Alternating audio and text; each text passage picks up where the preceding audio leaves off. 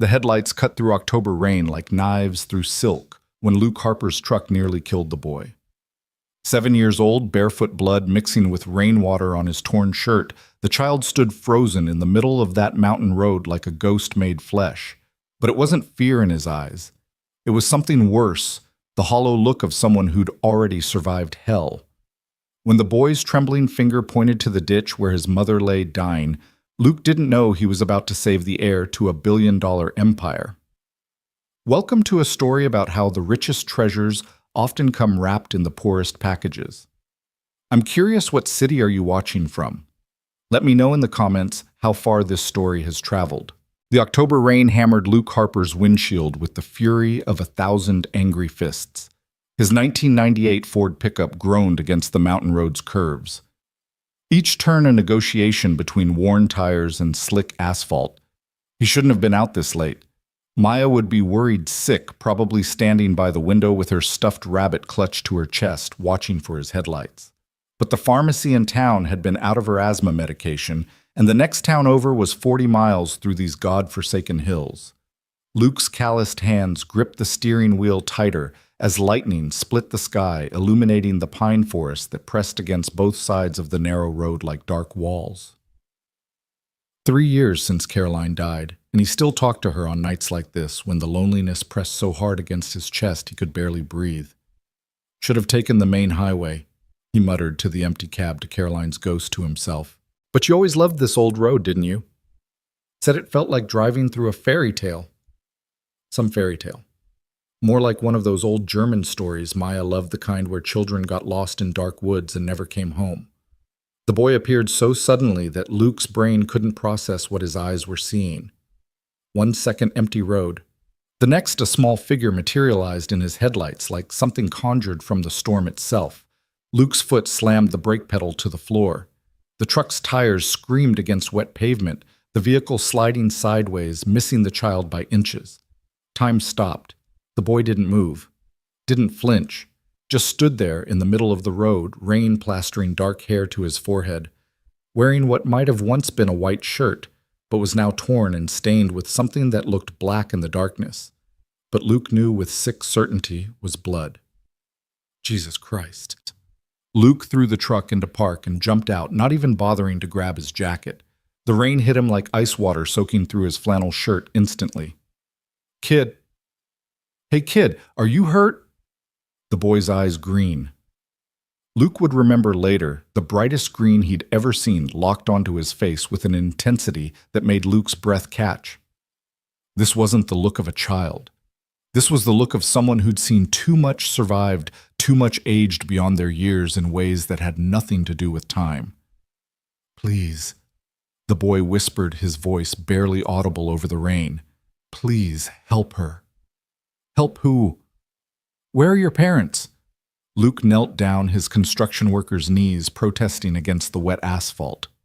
Up close he could see the bruises on the boy's arms, the cut on his lip, the way he held his left arm against his ribs, like something was broken. The boy didn't answer with words. He just raised one trembling hand and pointed toward the ditch that ran alongside the road. Luke's stomach dropped.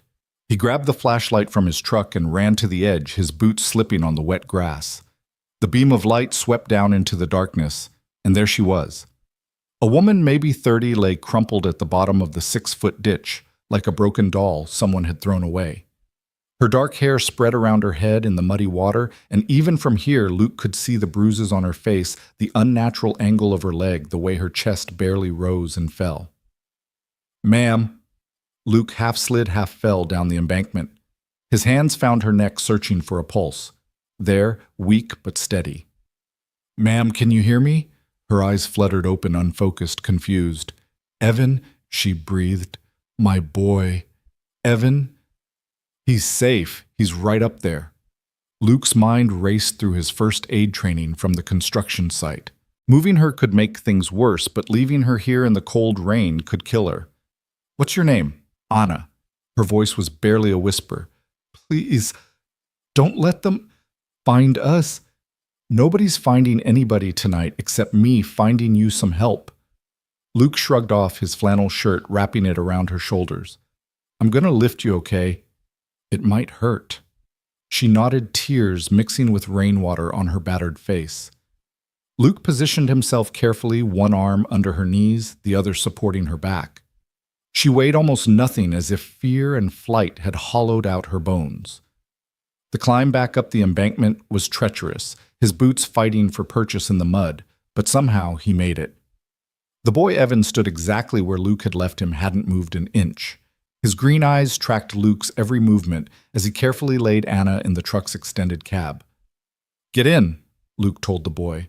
"We need to get your mom to a hospital." "No." Both mother and son said it at the same time, with the same terror in their voices. "No hospital," Anna gasped, her hand clutching Luke's arm with surprising strength. "Please, they'll find us. They'll take him." Luke looked between them, this broken woman and her silent wounded child, and made a decision that would change all their lives. "Okay, no hospital, but I'm taking you somewhere safe." He helped Evan into the truck, noticed how the boy immediately took his mother's hand, holding it like an anchor. "My name's Luke. I've got a cabin about 10 miles from here. We'll figure this out." "Okay." Evan nodded solemnly. In the dome light of the truck, Luke could see him better, delicate features that would probably be called pretty when he grew up, those startling green eyes and something else. An intelligence that seemed to burn behind his gaze, taking in everything, processing, calculating. The drive to the cabin was silent, except for Anna's occasional whimpers of pain and the sound of rain on metal. Luke kept glancing in the rearview mirror, watching Evan stroke his mother's hair with one small hand, whispering words too quiet to hear. The boy's other arm was definitely injured. He kept it pressed against his side, but he showed no sign of his own pain. All his focus was on his mother. Luke's cabin appeared through the trees like a promise of safety, its windows glowing warm against the storm. He'd built it himself after Caroline died, needing something to do with his hands, something to keep him from drowning in grief. 2 stories of log and stone with a wraparound porch and a chimney that always drew perfectly. Maya would be asleep by now. Linda from next door always stayed until 10 when Luke had to work late. He pulled up as close to the front door as possible. "Evan, can you walk?" The boy nodded. "Good. I'm going to carry your mom inside. You follow close, okay?" Luke lifted Anna again, felt her trembling against his chest. She was burning with fever now, her skin hot even through the wet clothes. The front door was unlocked. Nobody locked doors up here, and he shouldered it open, carrying her straight to the couch. "Daddy?" Maya's voice from the stairs, thick with sleep. "Daddy, you're home." "Hey, baby girl, go back to bed, okay? Daddy's got some friends who need help." But Maya was already padding down the stairs in her purple pajamas, her asthma making her breath wheeze slightly. She stopped dead when she saw Evan standing in the doorway, dripping water onto the hardwood floor. "Who's that?" she asked, with the direct curiosity only a 7-year-old could manage. "That's Evan," Luke said, grabbing towels from the bathroom. "He and his mom got caught in the storm. They're going to stay with us tonight." Maya studied Evan with serious brown eyes. Then, without a word, she walked over and took his good hand. "You're hurt," she said matter-of-factly. "Daddy's good at fixing hurt things. He fixed my bike and my dollhouse and Mr. Buttons when his ear came off." Evan looked at her, really looked at her, and for the first time since Luke had found them, something in the boy's face softened. "Mr. Buttons." "My rabbit." Maya held up the stuffed animal she'd been clutching. "Want to hold him?" "He helps when things hurt." Evan took the rabbit with his good hand, holding it carefully like it was made of glass. "Thank you," he whispered. Luke's throat tightened. He turned back to Anna, who was conscious but barely. "I need to check your injuries. Is that okay?" She nodded weakly. "Evan first, please. Check my boy first." Luke knelt in front of Evan. "Can I look at your arm, buddy?" The boy set down Mr. Buttons carefully and pulled up his torn shirt. Luke's jaw clenched at what he saw. These weren't injuries from falling in a ditch. These were defensive wounds, bruises in the shape of adult fingers, what looked like a boot print on his ribs. "Who did this to you?" Luke kept his voice gentle, but inside rage was building like a furnace. Evan's green eyes met his. "The bad men," he said simply. "They came for Mama. I tried to stop them." "You're very brave," Luke said, meaning it. "Maya, can you get the first aid kit from the bathroom?" The big red one. As Maya ran off, Luke turned back to Anna. Her injuries were worse, definitely a broken leg, possible concussion, multiple contusions. She needed a hospital, but the tear in her eyes when he'd mentioned it. Anna, I need to set your leg. It's going to hurt. I've had worse, she said, and the way she said it made Luke believe her. Just don't let them take Evan. Promise me. If something happens to me, don't let them take my boy. Nobody's taking anybody, Luke said firmly. You're both safe here. Maya returned with the first aid kit, and for the next hour, Luke worked with the efficiency of someone who dealt with construction site injuries for 15 years. He splinted Anna's leg, cleaned and bandaged their cuts, gave them both ibuprofen for the pain and fever. Maya helped bringing water, finding clean clothes from Luke's dresser for them to change into. You're like a nurse, Evan told Maya, the ghost of a smile touching his split lip. I want to be a doctor, Maya announced. Or maybe a veterinarian, or maybe both. By the time Luke finished, Anna had passed out on the couch, her breathing finally steady. Evan sat curled in the armchair wearing one of Luke's t-shirts that hung on him like a tent still holding Mr. Buttons. You hungry? Luke asked. I make a mean grilled cheese. Evan nodded, and Luke saw tears finally start to fall down the boy's face, silent as rain. Hey, Luke said softly, kneeling in front of him. You're safe now, both of you. Whatever you're running from, it's not getting past me. They killed my dad, Evan whispered. The bad men. They said it was an accident, but I saw them. I saw them push his car. And then they came for Mama, and Uncle James held her while Aunt Patricia hit her, and they said she was nothing, that she didn't deserve the family name, that she was trash who tricked my father. Luke's hands clenched into fists. Listen to me, Evan. Look at me. The boy's green eyes met his. Nobody, and I mean nobody, is going to hurt you or your mom again. You have my word. You don't understand, Evan said, wise beyond his years. They have money, lots of money. They can buy anything, anyone. Well, they can't buy me. Luke stood up. And they sure as hell can't buy their way onto my mountain. Now, how about that grilled cheese? In the kitchen, while butter sizzled in the pan, Luke watched Maya showing Evan her collection of rocks and fossils, explaining each one with scientific precision. The boy listened intently, asking questions that showed a sharp, curious mind. This one's pyrite, Maya said, holding up a golden stone. Fool's gold. Daddy says sometimes the fake stuff looks prettier than the real thing. But it's not fake, Evan said quietly. It's just iron sulfide. It's real, just not what people think it is. Maya looked at him with new respect. You're smart.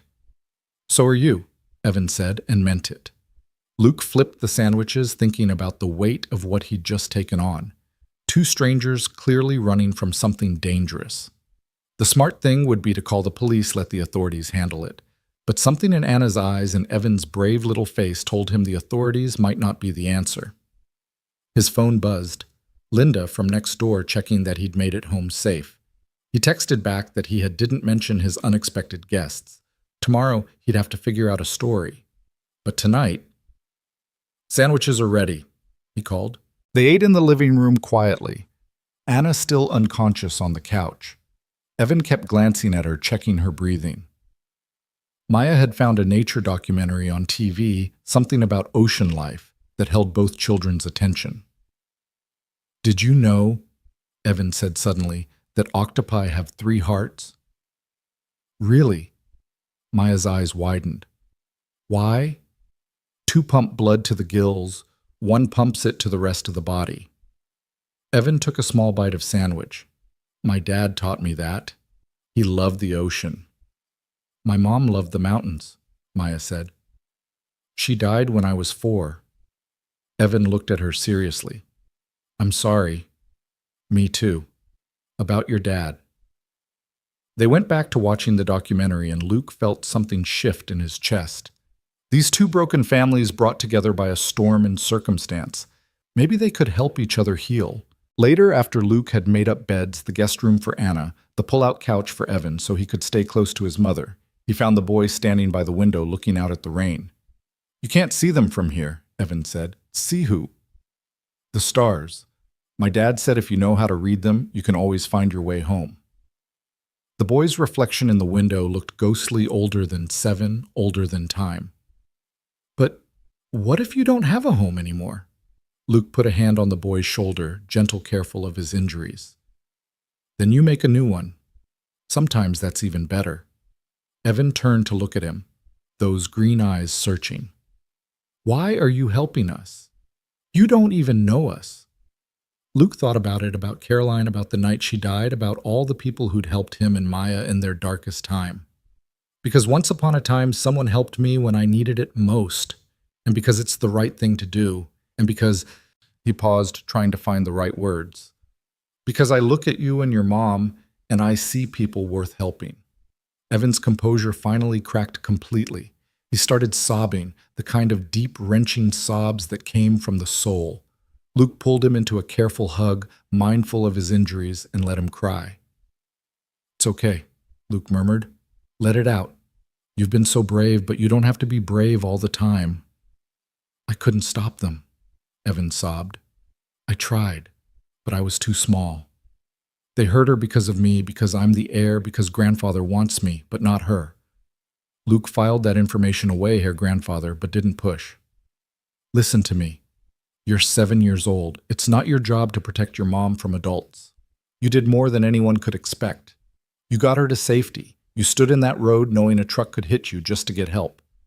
That's not being too small. That's being a giant. They stood there for a long time, the boy crying out his terror. And grief, Luke, holding him steady against the storm both outside and in. Finally, Evan's sobs subsided to hiccups. Mr. Harper. Call me Luke. Luke, what if they find us? Luke looked out at the rain, at the dark forest beyond, at his truck parked in the drive. Then they'll have to go through me. And buddy, I've got to tell you, I'm a lot bigger than you, and I don't go down easy. That earned him a watery smile. Come on, Luke said. Let's check on your mom, then get you to bed. Anna was awake when they entered the living room, her eyes clearer though still pain-filled. She reached for Evan immediately, and he curled against her good side like a cat. Thank you, she whispered to Luke. I don't know how to thank you enough. No thanks needed. But Anna, tomorrow we need to talk about who's after you. I need to know what I'm protecting you from. Fear flickered in her eyes, but she nodded. Tomorrow. I'll tell you everything tomorrow. Luke gave them privacy to say goodnight, busying himself with securing the cabin. He checked the locks, which he rarely used, and made sure the shotgun in the hall closet was loaded. He wasn't a violent man by nature, but he'd meant what he said to Evan. Nobody was getting through him to hurt this woman and her boy. Maya was in her room already, back in bed, but wide awake. Daddy, are they going to live with us? I don't know, baby. Maybe for a while. Good, Maya said decisively. Evan's nice and sad. But nice sad, not mean sad, like Mr. Coleman down the road. Luke smiled, kissing her forehead. You've got a good heart, Maya Bird. Like Mom. Just like Mom. He was heading to his own room when he heard its soft tentative notes coming from downstairs. He crept to the landing and peered down. Evan was at the old, upright piano Caroline had insisted on buying, the one Luke couldn't bear to get rid of. The boy was picking out a melody with one hand, his injured arm held carefully against his side. The melody was hauntingly beautiful, complex, for something played one-handed by a 7-year-old. Luke recognized it vaguely, something classical, something Caroline would have known the name of. Chopin. Anna's voice came softly from the couch. His father taught him. They used to play together. Luke went back to his room, but sleep didn't come easy. He lay in the darkness, listening to the rain, thinking about the strange turns life took. This morning he'd woken up to his normal routine: get Maya ready for school, head to the construction site, worry about normal things like bills and parent-teacher conferences. Now he had 2 refugees in his living room, running from something that involved money and violence, and a grandfather who wanted the boy but not the mother. Around 3 in the morning, he heard movement downstairs. He grabbed the baseball bat he kept by the bed and crept down, but it was just Evan standing by the front door looking out the small window. Can't sleep? Luke asked softly. The boy shook his head. I keep watching, to make sure they're not coming. That's my job now, Luke said. How about some hot chocolate? That always helps Maya when she can't sleep.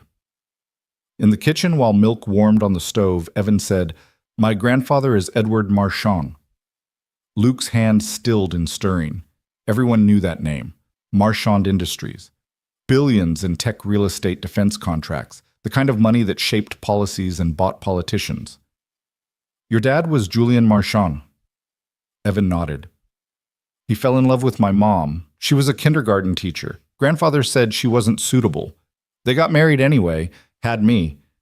Then Dad died in a car accident 3 months ago, except you said it wasn't an accident. I was in my room. I heard them talking, Uncle James and Aunt Patricia, Dad's brother and sister. They said the brake lines were worth it, that now they could fix the mistake. The mistake was Mom, and me, unless I could be re-educated. Luke's blood ran cold. Evan, that's murder. I know, the boy said simply. I told Mom. We tried to run that night, but they caught us. Said Mom was unstable, unfit. Grandfather was coming to take me away to raise me properly. They locked us in the pool house. Mom broke the window. We ran. We've been running for 3 days. Luke poured the hot chocolate, his mind racing. This wasn't just about custody or family disputes. This was about murder, about billions of dollars, about people willing to kill to protect their inheritance. Why didn't you go to the police? Evan's green eyes were older than the mountains. Grandfather owns the police, owns judges, owns everyone. He doesn't own me, Luke said firmly. That's what my dad used to say, Evan said quietly. And now he's dead. They sat in silence, drinking hot chocolate, while the rain finally began to let up. The boy was exhausted, but fighting sleep standing guard over his mother, even at 7 years old. Come on, Luke said finally. Let's get you back to bed. I'll stay up and keep watch. Promise? Evan's voice was very small. Promise. Luke tucked him into the pull-out couch, made sure he could see his mother from where he lay. The boy was asleep in minutes, his hands stretched out toward Anna's couch, like he needed to know she was there even in sleep. Luke settled into the armchair with his coffee and his shotgun across his lap. The rain had stopped, and the first hints of dawn were touching the mountains. In a few hours, Maya would wake up, and he'd have to figure out how to explain all this. He'd have to figure out how to protect these people against one of the richest, most powerful families in America. But watching Anna and Evan sleep, seeing the bruises on their faces, and the way they reached for each other, even unconscious. Luke knew he'd already made his choice. He'd stood at his wife's graveside and promised to be a better man, a man she'd be proud of. This was his chance. A movement outside caught his eye. A deer stepping carefully through the yard, pausing to look at the cabin before disappearing into the forest. Luke took it as a sign. The mountain would protect them, the forest would hide them, and he would stand between them and anyone who tried to hurt them again. As the sun rose over the mountains, painting the sky in shades of pink and gold, Luke Harper sat guard over the broken little family that had literally crashed into his life. He didn't know what the coming days would bring, what violence or legal battles or threats would come their way. But he knew one thing for certain: they weren't alone anymore. The boy had asked what happened when you didn't have a home anymore. Now Luke knew the answer. Caroline would have given the answer that lived in these old mountains and in the hearts of people who still believed in doing right. You become home for someone else. You open your doors to the storm-tossed and the broken. You stand guard through the long nights. You become the safe harbor, the steady ground, the unshakable foundation that says, here, rest here, heal here, be safe here. And so as October dawn broke over the North Carolina mountains, Luke Harper kept watch. A widowed construction worker with calloused hands and a heart still tender from loss, standing guard over a beaten mother and her brilliant, brave little boy. He didn't know yet that Evan's mind could solve complex equations, that he could build working machines from spare parts that his grandfather would spend millions trying to find him. He didn't know that Anna would teach Maya to paint, that she had a laugh like silver bells when she wasn't afraid that she would bring music back into the cabin that had been silent since Caroline died. He didn't know that in 6 months, when Edward Marchand himself stood on that porch with all his money and power, it would be 7-year-old Evan who would send him away with words wise beyond his years. He didn't know about the love that would grow slowly, carefully between him and Anna, built on respect and shared protection rather than rescue and need. He didn't know about the school they would build, the other lost children they would help, the way their strange little family would become a beacon of hope in these mountains. All Luke knew as October sunshine finally broke through the clouds was that two people had needed help, and he had given it. That a brave little boy had stood in the road willing to die for his mother, and that kind of love deserved protection. That sometimes life gave you exactly what you needed, exactly when you needed it, even if it came wrapped in pain and rain and blood. Maya appeared at the top of the stairs, rubbing sleepy eyes. "Daddy, is everything okay?" Luke looked at his daughter, at the sleeping refugees in his living room, at the sun painting everything gold and new. "Yeah, baby girl," he said softly. "Everything's going to be just fine." And for the first time since that terrible night 3 years ago, when the hospital called about Caroline, Luke Harper believed it might actually be true. The morning sun climbed higher over the mountains as Luke stood at the stove scrambling eggs, while Maya set the table with careful precision, placing each fork exactly parallel to each knife. She kept glancing toward the living room where their guests still slept, her curiosity barely contained. "Daddy," she whispered, "why does Evan's mom have those purple marks on her face?" Luke's jaw tightened, but he kept his voice gentle. "Sometimes people hurt other people, baby, but that's why they're here now, so nobody can hurt them anymore." Maya nodded solemnly, then brightened. "Can I show Evan my telescope later? Maybe he knows about constellations like his dad did." Before Luke could answer, he heard movement from the living room. Anna was trying to sit up, her face contorting with pain. He quickly plated the eggs and rushed to help her. "Easy," he said, supporting her back. "That leg needs to stay elevated." Her dark eyes met his clearer now than last night, but still holding that haunted quality. "I need to leave. We've put you in danger just by being here. If they find us—" "Then they find us," Luke said firmly. "You're not going anywhere on that leg, and even if you could, where would you go?" "I have some money hidden," Anna said. "Not much, but enough for bus tickets. Maybe Canada." "Mom, no." Evan was awake, sitting up on the pull-out couch, his green eyes fierce. "We can't run anymore. You can barely walk." "I can manage." "No," Luke interrupted. "Listen, I don't know the whole story yet, but I know enough. You're hurt, scared, and running from people with resources you can't match. You need time to heal and figure out your next move. You have that time here." Anna's eyes filled with tears. "You don't understand what you're risking. The Marchand family, they destroy anyone who gets in their way. Julian tried to protect me from them, and now he's dead." "Tell me everything," Luke said, settling into the armchair. "From the beginning." Anna looked at Evan, who nodded encouragingly. She took a shaky breath and began. "I met Julian at a charity event 8 years ago. I was there with the kindergarten class. We'd made paintings to auction for the children's hospital. Julian bid $10,000 on a finger painting of a rainbow." A ghost of a smile touched her lips. "He said it was the most honest art he'd seen in years." She shifted, wincing at the movement. "We fell in love. It was that simple and that complicated. His family was horrified. I wasn't from their world. My father was a mechanic, my mother a nurse. They offered me money to leave. When that didn't work, they threatened me. Julian stood by me. We eloped to Vegas, got married in a little chapel with Elvis as our witness." "Elvis?" Maya had crept closer, fascinated. "Not the real one," Evan explained seriously. "An impersonator." Anna continued, her voice growing stronger with the telling. "Edward, Julian's father, cut him off completely. Julian didn't care. He had his own money from his mother's trust, enough to live comfortably. We bought a house in Vermont away from the family. When Evan was born, Julian sent his father a birth announcement. Edward sent it back torn in half." Luke's hands clenched. What kind of grandfather rejected his own grandchild? "But then—" Anna's voice dropped. 3 years ago, Julian's mother died. She'd been the buffer, the one who kept Edward's worst impulses in check. Without her, he became obsessed with legacy, with the family name. He started reaching out to Julian, saying he wanted to reconcile, to know his grandson. "Dad didn't trust him," Evan said quietly. "He said grandfather was a snake who'd learned to smile."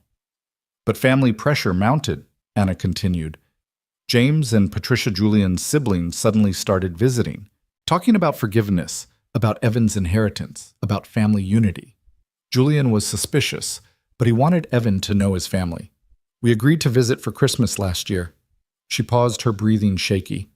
Luke poured her water from the pitcher on the coffee table, helped her drink. It was awful, she whispered. Edward spent the entire visit telling Evan about his legacy, his responsibilities, how he would one day run the empire. He completely ignored me, acted like I didn't exist. When I tried to join conversations, Patricia would make cutting remarks about my education, my background, my clothes.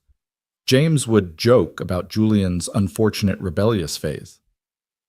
They were mean, Evan said simply. They made Mom cry. Julian saw it all, Anna continued. On the third day, he packed us up to leave. Edward exploded, said Julian was weak, that I'd poisoned him against his family, that Evan deserved better than a mother who'd trapped his father with pregnancy. Luke's eyebrows shot up. Trapped him. Anna's laugh was bitter. We'd been married 2 years before Evan was born, but truth never mattered to Edward, only the narrative he wanted to believe. That's when Dad told him about the will, Evan added. Anna nodded. Julian had changed his will. Everything would go to me and Evan, with strict provisions that Edward and his other children would have no control over Evan's inheritance until he turned 25. If something happened to both of us, the money would go to charity, not the family. That must have gone over well, Luke said dryly. Edward went white with rage. He said Julian would regret it. That was December. In March, Anna's voice broke. In March, Dad's brakes failed on a mountain road. Evan said, his young voice steady, where his mother's failed. The investigator said it was mechanical failure, but I heard Uncle James at the funeral. He was on the phone saying the mechanic had been paid off, that the investigation was closed. Luke felt cold despite the morning sun streaming through the windows. You're saying they murdered their own brother? For billions, Anna said. Julian's trust from his mother was worth almost $2 billion. His shares in Marchand Industries were worth another $1 billion. That money would give James and Patricia more control over the company unless Evan inherited it, Luke finished. Exactly. But a 7-year-old can't control billions. His guardian would. And if I was deemed unfit, Edward would get custody, Luke said, understanding dawning, and control of the money. Anna nodded. After Julian died, they started immediately. Patricia filed reports with Child Services saying I was unstable, that I'd been hospitalized for depression, which was true 10 years ago before I even met Julian. James hired private investigators to follow me looking for anything they could use. They tried to catch me drinking, dating, neglecting Evan. When they couldn't find anything real, they started creating situations. What kind of situations? Luke asked, though he suspected he knew. Mysterious calls to Child Services about bruises on Evan, bruises from playing soccer, reports of strange men at the house, actually repairmen. Patricia even tried to plant drugs in my car, but I caught her and threatened to call the police. She laughed and said no one would believe me over her. Maya had crept even closer, her hand finding Evan's. The boy squeezed it gratefully. 3 days ago, Anna continued, Edward called. He said he had a judge ready to sign custody papers, that I could either hand Evan over voluntarily and receive a generous settlement, or he'd have me declared unfit, and I'd never see my son again. I had 24 hours to decide. So you ran, Luke said. We packed what we could carry and left that night, but they were watching. They caught us at the bus station in Albany. James and Patricia with 3 men I didn't recognize. She touched her bruised face. They tried to take Evan. He fought them.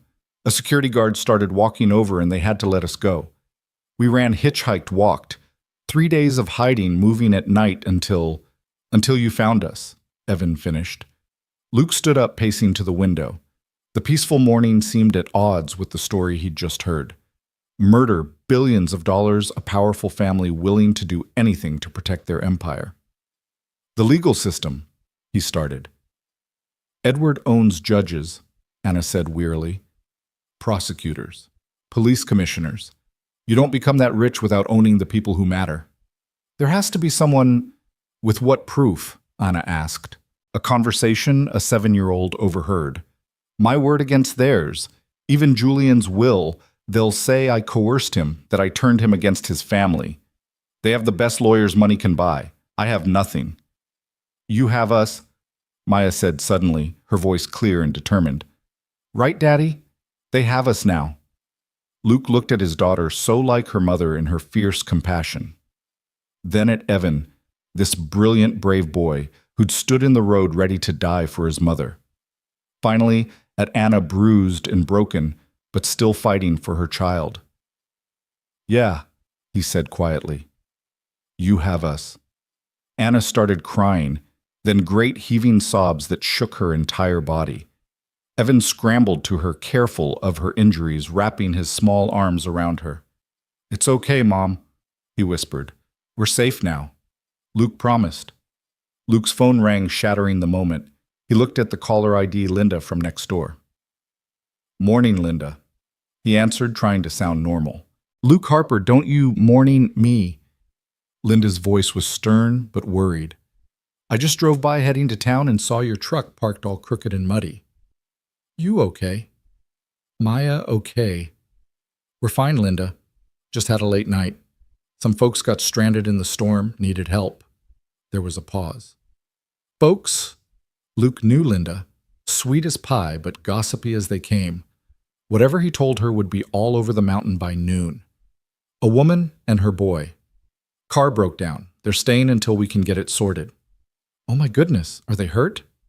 Do you need me to bring anything I've got, that leftover casserole? We're good for now, Linda. But thanks. I'll probably keep Maya home from school today, if you could let them know. Of course, poor thing's stuck in that storm. Well, you let me know if you need anything. After he hung up, Luke turned to Anna. We need to get your story straight. People up here are friendly, but they're also curious. And if someone comes looking, we could be relatives, Maya suggested. Cousins, Evan could be my cousin.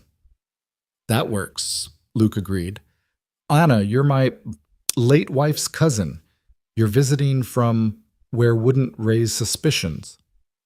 Maine, Anna said. I can do a Maine accent if needed. I spent summers there as a child. Good.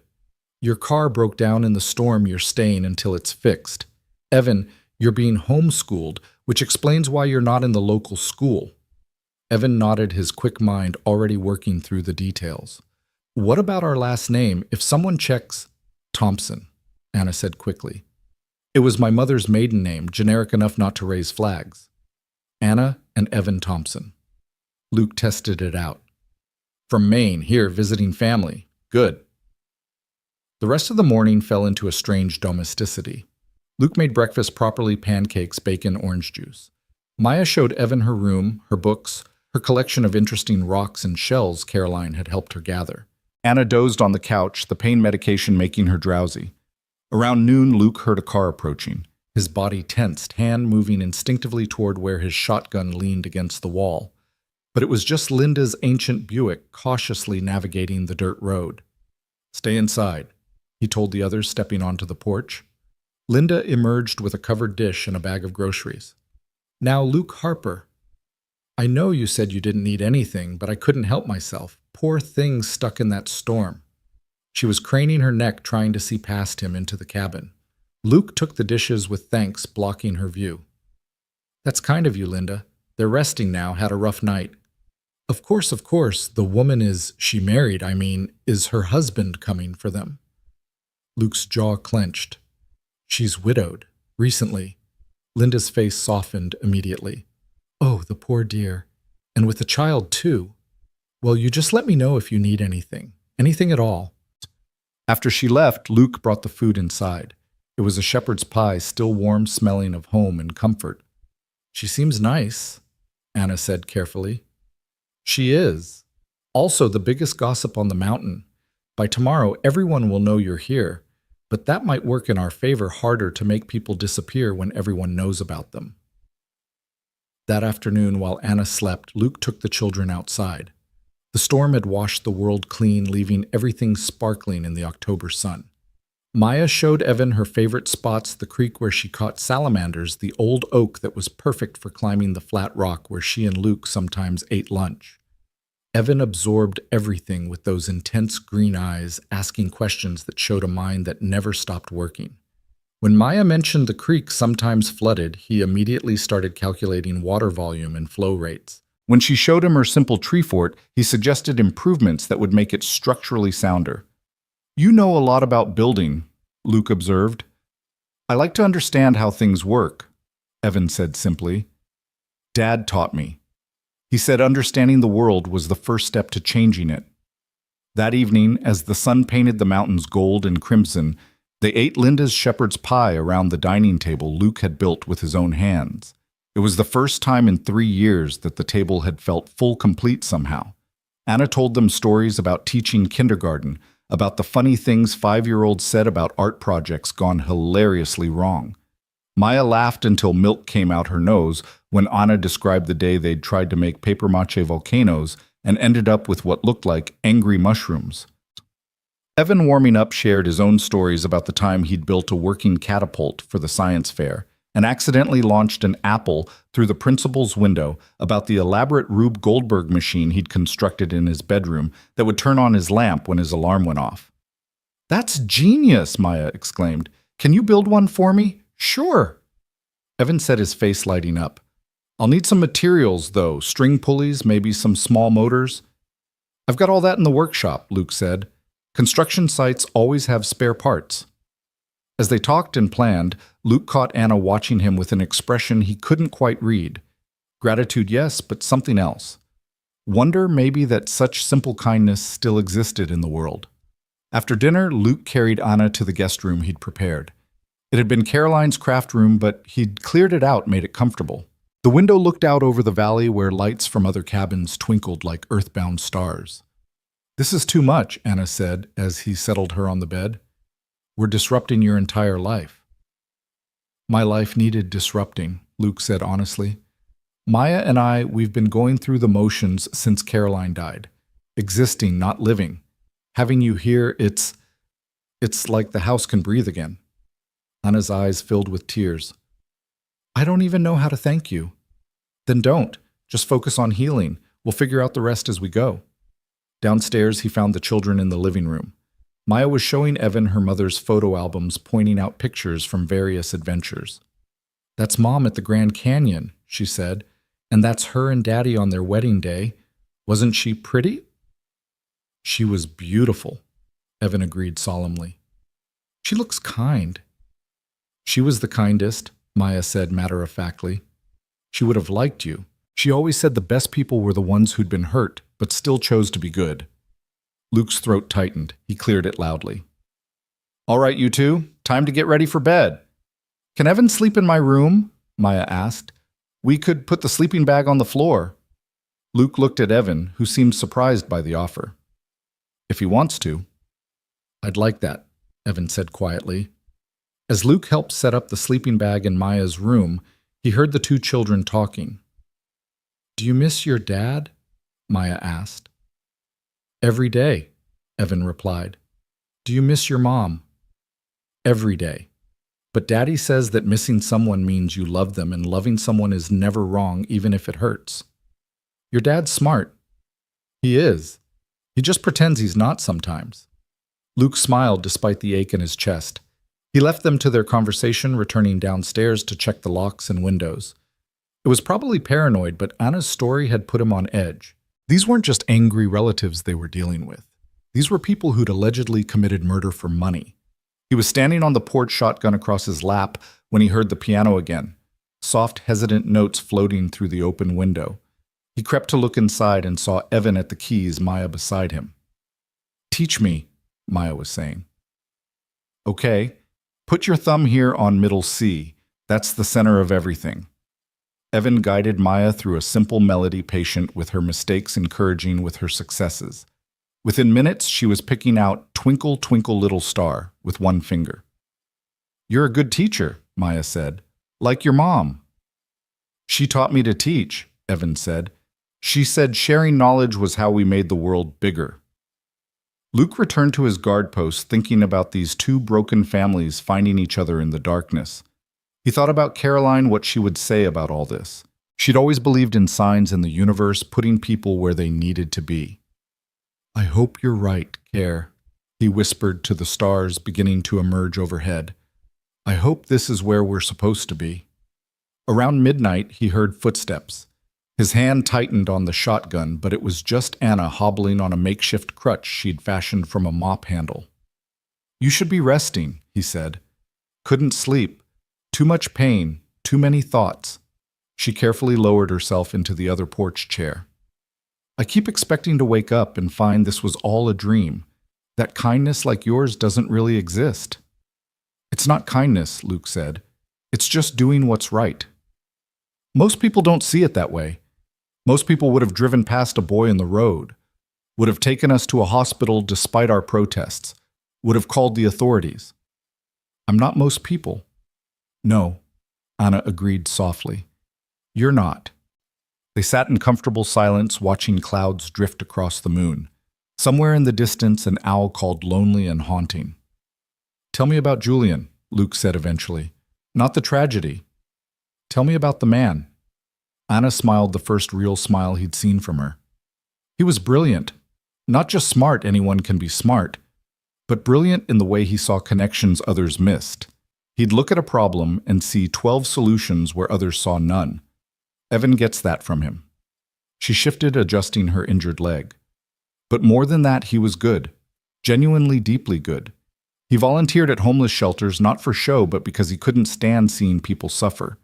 He'd give away money constantly to strangers who needed it to causes everyone else ignored. His family hated that about him, said he was soft." Sounds like someone who knew what actually mattered. He did. He used to say that money was just a tool, and people who worship tools were missing the point of existence. She laughed softly. Edward nearly had a stroke when he heard that. What did Julian do for work, I mean, if he was cut off from the family business? Software development.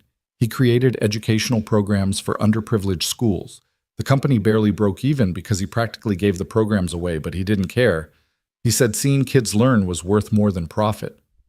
Luke thought about Evan's quick mind, his natural teaching ability with Maya. The apple hadn't fallen far from the tree. "He would have liked you," Anna said suddenly. "Julian, he would have respected what you're doing for us." "I'm not doing anything special." "You are, though. You're risking everything for strangers. Your safety, your daughter's safety, your peace. That's not nothing." Before Luke could respond, headlights swept across the trees at the bottom of the drive. His body went rigid, shotgun rising. "Get inside," he said tersely. "Wake Evan. If something happens, take the kids out the back into the woods. There's a hunting blind about half a mile northeast. Hide there." But the vehicle stopped at the bottom of the drive, not attempting the rutted road to the cabin. Luke could make out a dark SUV engine idling. It sat there for 5 minutes, 10-15. Then, as suddenly as it had appeared, it backed up and drove away. "Could be nothing," Luke said, but his voice was tight. "Could be someone lost turning around." "Or it could be them," Anna whispered, checking locations, mapping routes. "If it is they know the road's too rough for that SUV, they'd need a truck, maybe multiple vehicles. And they'd come in daylight with papers trying to look legal." "You've thought about this?" "I've been thinking about it all day. The terrain works in our favor here. One road in dense forest all around neighbors who notice strangers. If they come, we'll have warning." Anna was quiet for a moment. "We can't stay here forever. Eventually, we'll have to face them." "Not tonight," Luke said firmly. "Not tomorrow. Right now we focus on getting you healed and keeping Evan safe. The rest we figure out as we go." They sat watch together until the eastern sky began to lighten, talking quietly about safer things, books they'd read, places they'd traveled, dreams deferred but not forgotten. Anna told him about wanting to open an art school for kids who couldn't afford classes. Luke admitted he'd once wanted to be an architect before life, and bills got in the way. "It's not too late," Anna said. "Dreams don't have expiration dates." "Some do," Luke said, thinking of Caroline, of all the dreams that died with her. "No," Anna said gently. "Those dreams transform. They become new dreams, different but still meaningful. Julian's gone, but his dream of Evan growing up good and kind and brilliant, that dream lives on, just differently than he planned." As dawn broke properly painting the mountains in shades of rose and gold, Luke heard movement from inside. Maya and Evan emerged still in pajamas, Maya's hair a wild tangle, and Evan sticking up at odd angles. "We couldn't sleep," Maya announced. "Too many thoughts." "Join the club," Luke said, making room for them on the porch steps. They watched the sun rise together, this strange new family, forged by circumstance and held together by something that might have been fate or might have been simple human kindness. The mountains stood eternal around them, guardians of stone and earth that had seen countless sunrises, countless human dramas play out in their shadows. "My dad would have loved this view," Evan said quietly. "My mom did love it," Maya added. "She said mountains made human problems seem smaller." "Not smaller," Anna corrected gently. "Just more manageable. Mountains show us that big things can be climbed one step at a time." Luke looked at her, this woman who'd been beaten and chased and threatened, still finding wisdom to share with children. He looked at Evan, 7 years old and already carrying weights that would crush grown men. He looked at Maya, his miracle who'd lost so much but still opened her heart to these strangers who needed shelter. "We're going to be okay, so," he said, and meant it. "All of us. We're going to be okay." The sun climbed higher, burning off the morning mist, revealing the valley in all its October glory. Somewhere below, normal people were starting normal days, coffee brewing school buses, loading the everyday miracles of ordinary life. But here on the mountain, in a cabin built by grieving hands, something extraordinary was taking shape. A new kind of family, born of tragedy, but nurturing hope. A sanctuary not just from the storm, but from the cruelty of those who valued money over humanity. The day stretched ahead, full of uncertainty. Edward Marchand and his billions loomed like a thundercloud on the horizon. But for now, for this moment, they were safe. They were together. And sometimes Luke thought, as Maya leaned against his knee and Evan helped Anna adjust her injured leg, sometimes that was miracle enough. The mountains stood witness, ancient and patient, keeping their secrets. And if anyone had been watching from the valley below, they would have seen only a cabin with smoke rising from its chimney, a family on its porch greeting the day, ordinary as breathing and precious as life itself. The morning light grew stronger as Luke made his way to the workshop behind the cabin, Evan trailing behind him with eager curiosity. The boy's injured arm was in a proper sling now, fashioned from one of Caroline's old scarves that Luke had found in a drawer.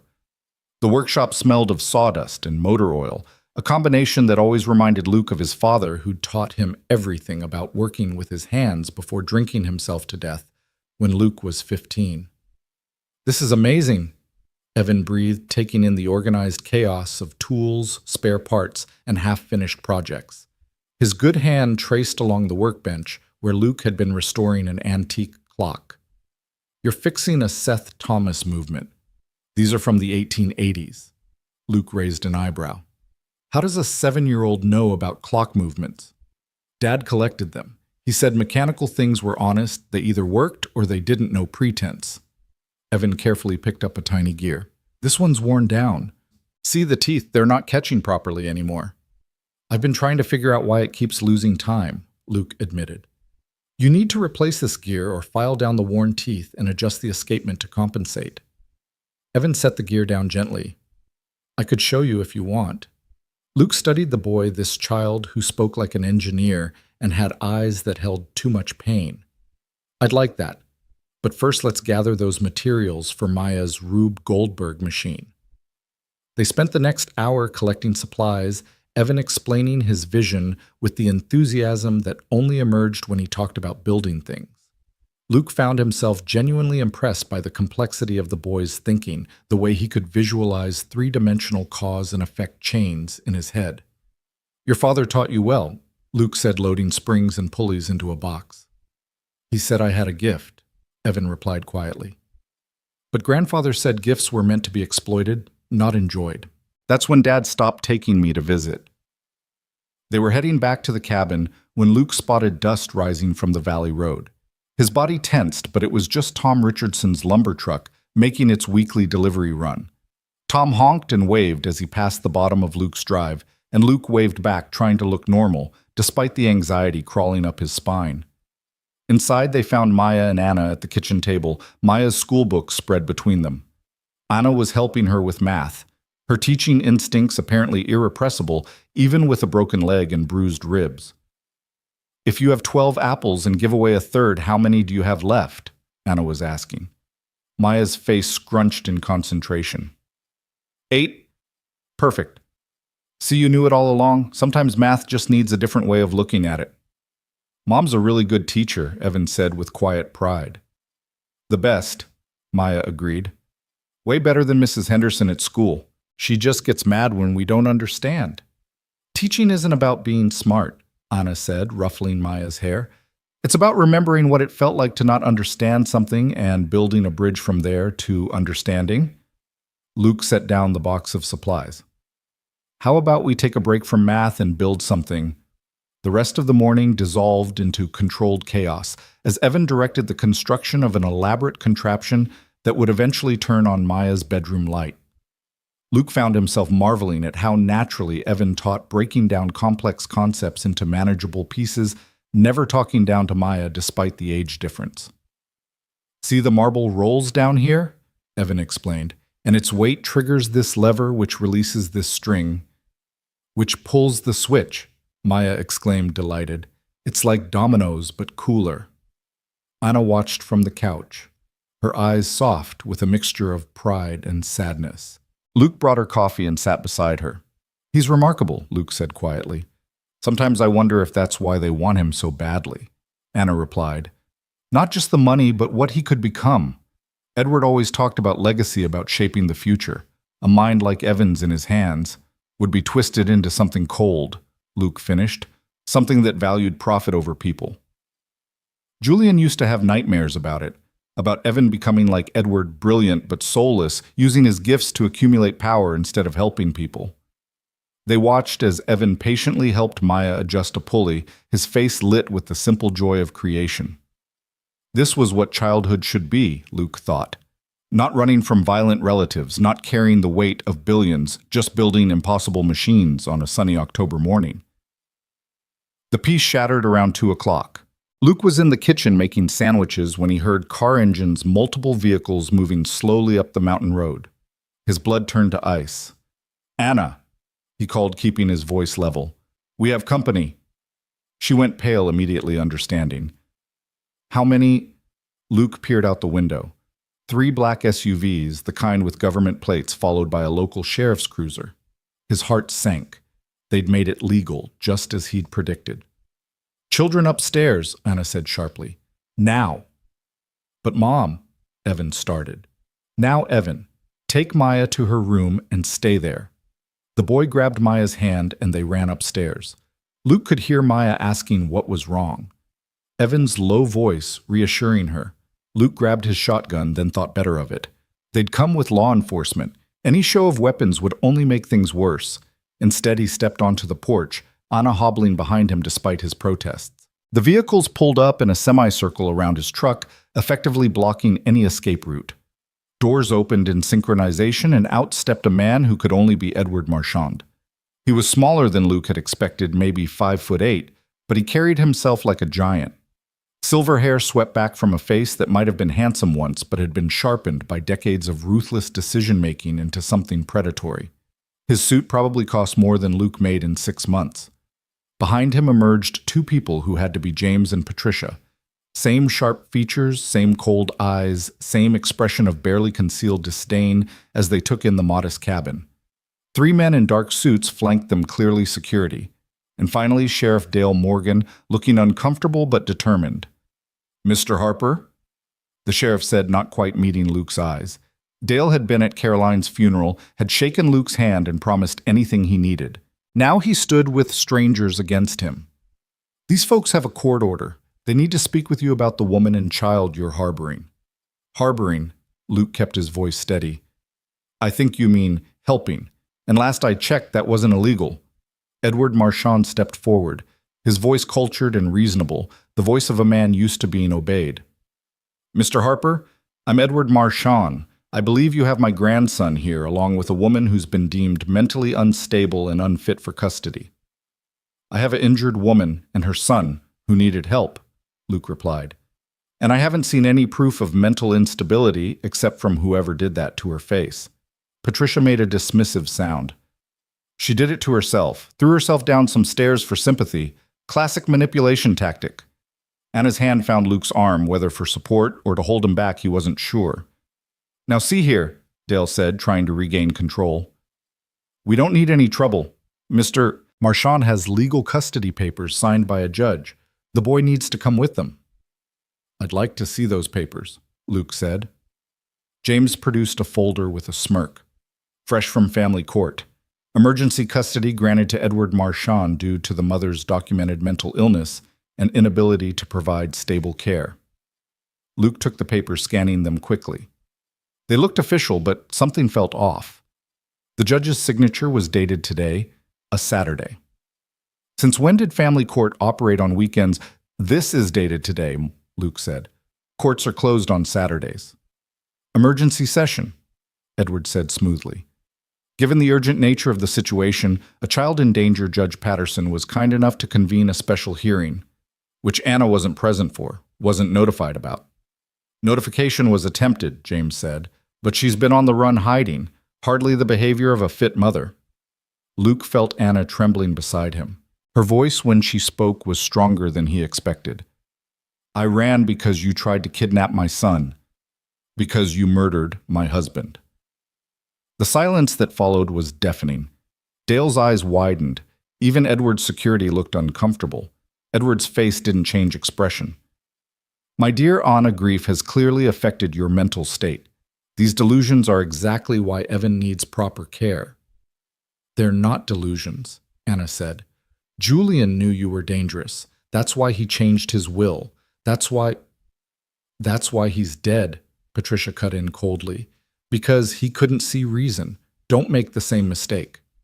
It might have been meant as concern, but it sounded like a threat. Dale shifted uncomfortably. Now hold on, the sheriff said. Nobody's threatening anybody. This is about the boy's welfare. Then ask the boy, Luke said suddenly. Ask Evan what he wants. Children don't get to choose, James started. At 7, a child's preference is considered in custody cases, Luke interrupted, grateful for the research he'd done that morning on Anna's laptop. Especially a gifted child who can articulate his reasoning. Edward's eyes narrowed. You seem very well informed for a construction worker. I read. Amazing what you can learn when you're not busy counting money. Daddy, Maya's voice from the doorway scared and small. What's happening? Luke's heart clenched. Go back inside, baby. But Evan appeared beside her, and the moment Edward saw him, something shifted in the old man's face. A hunger, almost a covetousness, that made Luke's skin crawl. Evan, Edward said, his voice gentling artificially. My boy, I'm here to take you home. This is my home, Evan said clearly. With my mother. Your mother is sick, Evan. She needs help, and you need to be with family who can provide for you properly. She's not sick. She's hurt because Uncle James and Aunt Patricia beat her. Evan's voice carried across the yard like a bell. Just like they hurt my father. James stepped forward aggressively. You lying little... Luke moved to block him, and suddenly everyone was in motion. Security reached for weapons. Dale stepped between them, and in the chaos, no one noticed Maya until she screamed. Stop it. Stop it. You're scaring everyone. Everything froze. This little girl in her rainbow t-shirt and mismatched socks standing with her hands on her hips like Caroline used to when she was angry, facing down millionaires and armed men without flinching. You're mean, she told Edward directly. Mean people shouldn't get to take kids away. That's not how it works. Maya, go inside, Luke said gently. No, they're being bullies, Daddy. You always said bullies only win if good people don't stand up. Edward's mouth twisted in what might have been amusement. Charming. Mr. Harper, you've filled your daughter's head with fairy tales. The real world doesn't work that way. My world does, go, Luke said firmly. On my property, it works exactly that way. Your property what? Edward laughed to sound like ice cracking. I could buy this entire mountain with pocket change. I could have you fired from every construction job in the state. I could make your life so difficult you'd beg me to take the boy. But you haven't. Anna said suddenly. If you had all that power, truly had it, you wouldn't be here with one sheriff and dubious papers. You'd have state police, FBI, real judges. You're not as powerful as you pretend. Edward's face went cold. Power is relative, my dear. And up here, isolated accidents happen. Gas leaks, fires, construction workers fall from scaffolding. Single fathers lose custody when drugs are found in their homes. The threat hung in the air like smoke. Dale had gone pale. Mr. Marchand, the sheriff said slowly, that sounded an awful lot like concern for everyone's safety. Patricia cut in smoothly. We'd hate for anything unfortunate to happen. Luke felt something shift inside him, a clarity that comes when lines are crossed. Dale, I need you to listen very carefully. This man just threatened me and my daughter. You heard it. We all heard it. Now you have a choice. You can be the sheriff who stood by while rich folks threatened working people, or you can be the man I thought you were at Caroline's funeral. Dale looked between them, torn. Edward pulled out his phone. Sheriff Morgan, should I call Governor Patterson? He's golfing with my attorney right now. I'm sure he'd be interested to hear about your lack of cooperation in a custody matter. But before Dale could respond, another voice cut through the tension. What seems to be the problem here? Everyone turned. Tom Richardson stood at the edge of the yard with his son Bobby and two other men Luke recognized from town. Linda was behind them, along with three women from her church group. More cars were pulling up the drive. No problem, Tom, Dale said quickly. Just a custody issue. Funny thing, Tom said, walking closer. Linda called saying there were strangers threatening Luke and those poor folks from Maine who got stranded. Thought we'd come check on our neighbor. More people arrived. The Brennans from 2 miles up the Colemans from the valley, even old Pete Morrison, who hadn't left his cabin in months. Within minutes, there were 20 locals standing in Luke's yard, forming a protective semicircle around the porch. Edward looked around, calculating odds. This is a legal matter. Interference with a court order is a crime. What court order? Mrs. Coleman asked innocently. I don't see any court order. I just see strangers bothering our neighbors. We're witnesses, Tom added meaningfully, to everything being said here. James stepped forward. You people don't understand who you're dealing with. We understand plenty. Old Pete interrupted, his voice gravelly from decades of cigarettes. We understand folks helping folks. We understand a man standing by a woman and child who need protection. What we don't understand is rich people thinking they can come up here and throw their weight around. Edward's security team looked nervous now. They were outnumbered, and these weren't city people who'd be intimidated by suits and threats. These were mountain folk who'd faced down bears and storms and poverty, who measured character by actions, not bank accounts. This is ridiculous, Patricia said. Sheriff, do your job. Dale looked around at his neighbors, people he'd known all his life. His shoulders straightened. I am doing my job, ma'am. And right now I'm not seeing any crime except maybe trespassing and making threats. Mr. Harper, do you want these people off your property? I do, Luke said firmly. Then, folks, Dale addressed the Martians. I'm going to have to ask you to leave. Edward's face was stone. This isn't over. That boy is my grandson, my heir. No backwoods coalition of nobodies is going to keep him from me. We're not nobodies, Maya said clearly. We're somebodies. We're somebodies who care about each other. Evan moved to stand beside her, taking her hand. I choose to stay here, he said, his young voice carrying impossible authority. You can't make me leave.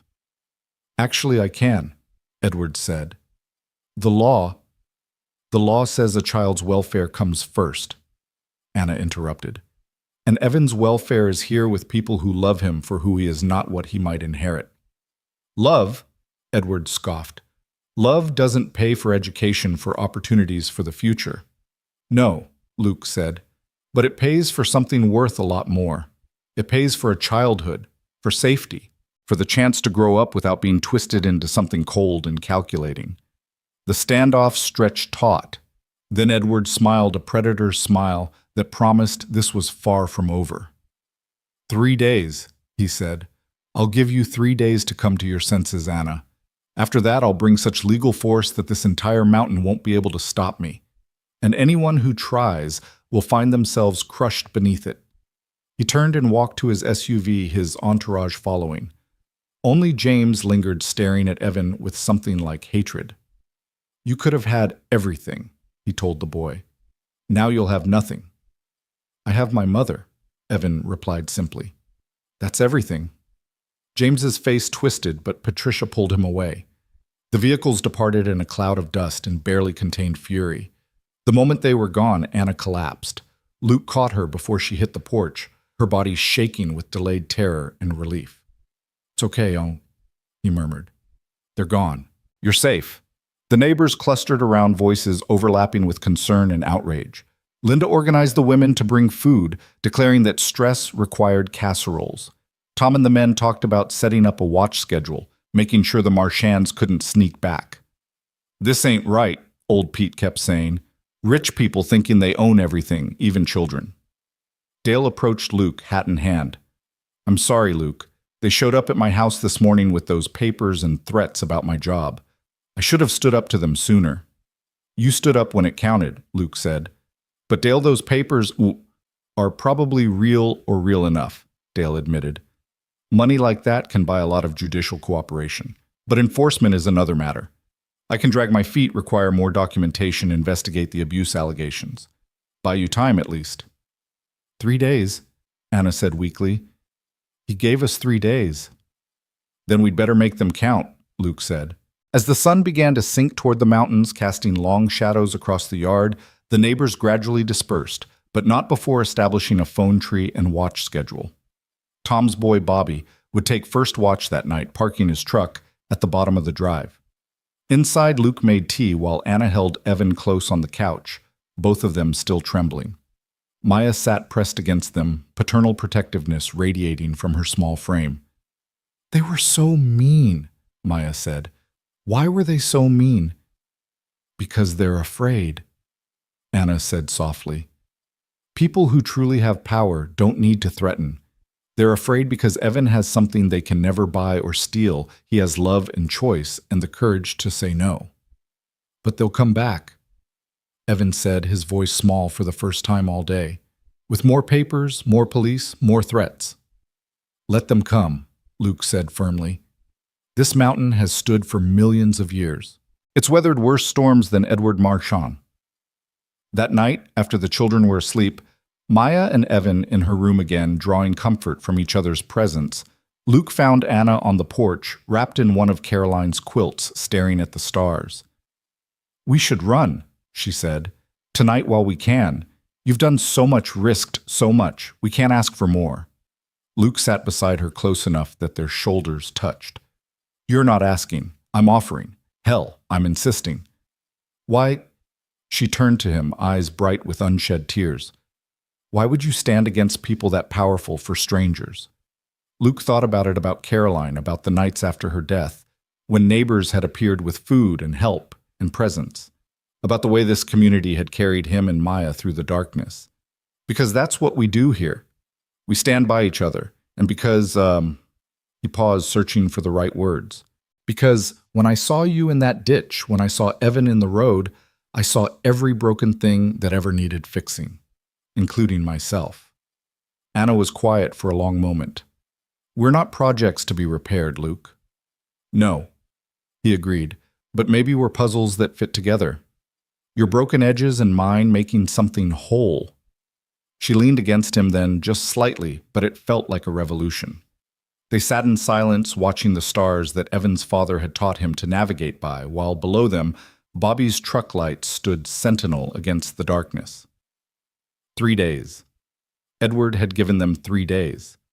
But as Luke sat there with Anna warm against his side, their children safe inside their community standing guard, he thought maybe 3 days would be enough. Not to run or hide, but to prepare for the kind of battle that couldn't be won with money or threats. The kind won by people who understood that sometimes the most powerful thing in the world was simply refusing to let go of each other. The moon rose over the mountains full and bright, turning the world to silver and shadow. Inside, one of the children cried out in their sleep, and both Luke and Anna started to rise. They looked at each other, shared a small smile, and went together to check on their children. Not his and hers anymore, but theirs. A family forged in crisis, but tempered by something stronger than blood or law. In the distance, a wolf howled wild and free, and the mountains echoed it back like a promise, or maybe a warning. Edward Marchand thought he could buy anything, control everything, but he'd never faced the combined will of people who'd found something worth fighting for.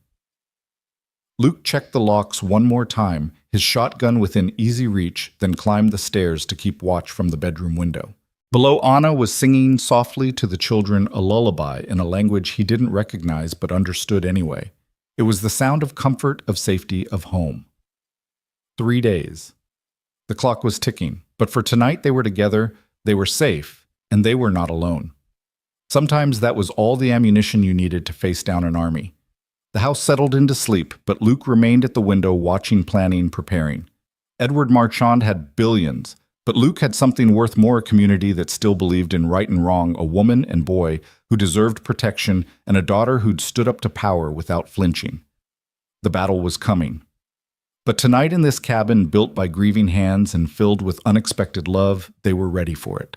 The first of the 3 days dawned cold and gray, with clouds pressing down on the mountains like a heavy hand. Luke woke to find frost on the windows, and Evan already downstairs sitting at the kitchen table with Anna's laptop, his small fingers flying across the keyboard. "What are you doing up so early, buddy?" Luke asked, starting the coffee maker. "Research," Evan said without looking up. "Grandfather made a mistake yesterday. He threatened you in front of witnesses, in front of a sheriff. That's coercion, possibly conspiracy. If we can document everything properly—" Luke studied the boy, this 7-year-old, thinking like a lawyer. "Evan, you shouldn't have to fight this battle." "It's my battle," Evan said simply, finally meeting Luke's eyes. "It's been my battle since the day I was born into that family. At least now I have allies." Anna appeared in the doorway, leaning heavily on her makeshift crutch. The bruises on her face had turned purple-yellow, making her look even more fragile in the morning light. "He's been up since 4, she said softly. "I heard him typing and came down. He's writing everything down, every threat, every incident, everything he remembers about his father's death." "Will it help?" Luke asked. "Maybe, if we can find the right person to listen." Anna moved to the stove, automatically starting breakfast despite her injuries. Luke gently took the pan from her. "Sit. You're supposed to be healing." "I need to be useful," she protested. "I can't just sit and wait for them to come take my son." "Then be useful by getting better. We're going to need you strong for whatever comes next." Maya stumbled downstairs in her pajamas, Mr. Buttons dragging behind her. She climbed into Evan's lap without asking, peering at the screen. "What's coercion mean?" "It's when someone makes you do something by threatening you." Evan explained, his arm going around her automatically. "Like when a bully says they'll hurt you if you don't give them your lunch money." "Oh, like what your grandfather did yesterday." "Exactly like that." The phone rang, startling them all. Luke answered cautiously. "Luke, it's Tom Richardson. We got trouble. There's fancy cars all over town, men in suits asking questions about you, about the woman and boy. They're offering money for information." Luke's jaw clenched. "How much money?" "Enough that the Brennan boy already talked. Told them about seeing the woman's injuries, about you keeping them at your place." "I'm sorry, Luke. People are scared and times are tight." After Luke hung up, he found 3 pairs of eyes watching him anxiously. "They're in town," he said simply, "asking questions, spreading money around." Anna's face went white. "We should leave. Now before—" "No." Luke's voice was firm. "Running now would look like guilt. Besides, where would you go that they wouldn't follow? You need time to heal to figure out a real plan." "But the danger to you, to Maya—" "We faced danger the moment I stopped for Evan in that road," Luke said. "We're in this now, all of us." The morning progressed in tense preparation. Luke called in sick to the construction site, his first absence in 2 years. His foreman, Mike, was surprised but understanding. "Family emergency, what?" Luke said, which wasn't really a lie. "Take all the time you need, what?" Mike replied. "Job will be here when you get back." "If I still have a job after Edward Marchand is through with me," Luke thought but didn't say. Bobby Richardson arrived around 10, looking worried. My dad sent me to warn you. There's a news van heading up the mountain, Channel 8 from Asheville. Luke cursed under his breath. The last thing they needed was media attention. But Anna surprised him by straightening a light, entering her eyes. Let them come, she said. Anna, no. The exposure is exactly what we need. Edward controls things in shadow behind closed doors. But in the light, with cameras rolling, he has to be careful. He has to play the concerned grandfather, not the threatening tyrant. She was right, Luke realized. Public scrutiny might be their best protection. The news van arrived 20 minutes later, disgorging a reporter who looked too young for her pressed suit and a cameraman who looked like he'd rather be anywhere else. The reporter's name was Sarah Chen, and her eyes lit up when she saw Anna's bruises. Mrs. Thompson, she called out, using the fake name that had apparently already spread through town. I'm Sarah Chen from Channel 8. We heard there's a custody dispute involving your son. Luke started to intervene, but Anna stepped forward, dignity wrapped around her like armor despite her injuries. My name is Anna Marchand, she said clearly. And yes, there's a dispute. My late husband's family is trying to take my son against his will and mine. Sarah's eyes widened. Marchand, as in Marchand Industries. As in the family that did this to my face when I tried to protect my child, Anna said, gesturing to her bruises. As in the people who threatened Mr. Harper and his daughter yesterday for giving us shelter. The camera was rolling now. The cameraman suddenly very interested. Sarah thrust a microphone forward. These are serious allegations, Mrs. Marchand. Do you have proof? I have witnesses, Anna said. Sheriff Dale Morgan heard Edward Marchand threaten us yesterday. 20 townspeople saw it. My son heard his uncle discussing his father's murder. Murder? Sarah's voice rose. Are you saying Julian Marchand was murdered? But before Anna could answer, more vehicles appeared on the road, 3 black SUVs moving fast. Edward had seen the news van, Luke realized. He was coming to control the narrative. Get the kids inside, Luke told Anna, but Evan stood firm. No, I want to speak. Evan, I'm 7 years old, Evan said with that eerie composure. But I know what I saw, what I heard, and I want everyone else to know too. Edward emerged from the lead SUV, his face a mask of grandfatherly concern. He'd changed tactics, Luke noticed. Gone was the cold, threatening demeanor from yesterday. This was Edward Marchand, the philanthropist, the grieving grandfather. Thank God, Edward said loud enough for the camera to catch. Evan, my dear boy, we've been so worried. He started forward, arms outstretched, but Evan stepped behind Luke. Stay away from me, the boy said clearly. Edward's mask slipped for just a moment, fury flashing in his eyes, before the concerned expression returned. You see, he addressed the camera. The poor child has been turned against his own family. His mother sadly has been struggling with mental illness since my son's tragic death. She's filled his head with conspiracy theories, paranoia. That's a lie, Anna said, but Edward talked over her.